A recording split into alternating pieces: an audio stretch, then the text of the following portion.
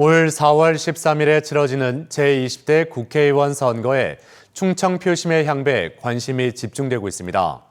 역대 선거에서 충청 표심이 전체 총선의 승부를 가르는 결정적인 역할을 많이 했기 때문에 그렇습니다. 이상원 기자가 보도합니다.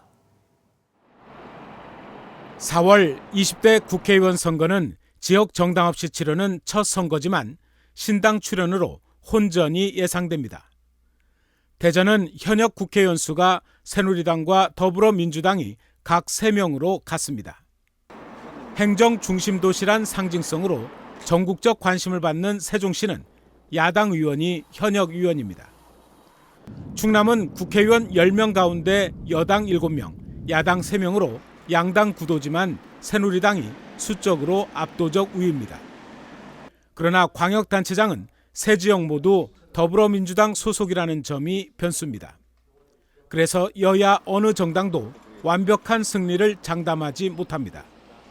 우리 충청인들은 어떤 정당, 어떤 후보를 선택하는 것이 우리 충청인에게 이익이 되는가, 지역 발전에 도움이 되는가 하는 충청 실리론, 대전 발전론 이런 생각에서 선택을 하시는 것이 필요하다고 봅니다.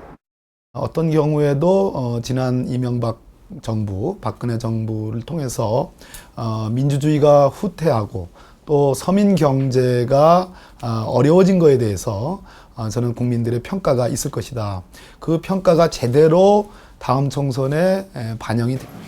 안철수 의원의 탈당으로 신당을 준비하는 진영의 움직임도 빨라지고 있습니다. 모든 지역구에 후보를 낼 작정입니다. 그리고 그분들이 정말 새로운 제3의 합리적인 세력으로서 충분히 일을 해나갈 것이고 그래서 총선이 되면 분명히 성공할 거라고 저는 믿습니다. 이번 총선 결과에 따라 19대 대선에도 적지 않은 영향을 미칠 수밖에 없어 한치의 양보 없는 치열한 승부가 예상됩니다. 수도권하고 지방사이의 중간 위치에 있고요. 또 호남과 영남이라고 하는 전통적인 그 이분법적 구도 안에서도 중간 위치를 갖고 있기 때문에 당연히 충청권이 표심이 전체적인 판세를 결정할 가능성이 높다고 봅니다. 이런 가운데 공직선거법 위반 혐의로 기소된 권선택 대전시장의 대법원 확정 판결 결과가 이번 총선 국면에서 최대 변수가 될 가능성이 높습니다. MBC 뉴스 이상헌입니다.